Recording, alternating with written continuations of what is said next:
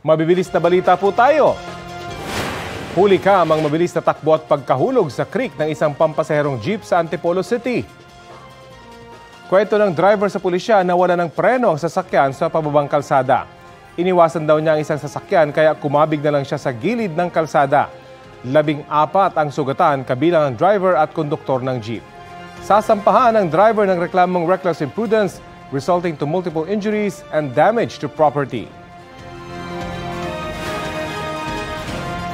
Isang AUV naman ang bumangga sa concrete barrier sa EDSA busway sa bahagi ng Mandaluyong.